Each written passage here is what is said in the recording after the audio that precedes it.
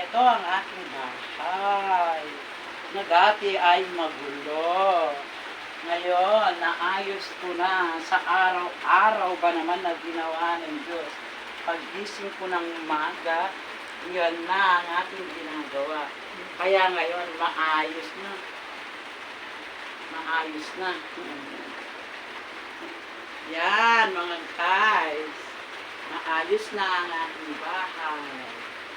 Salamat sa aking kaibigan na nagbibideo sa akin. Ayan, mga ka-reels. Para maiba naman. Ayan, mga ka-reels. Ano masasabi niyo sa house ko?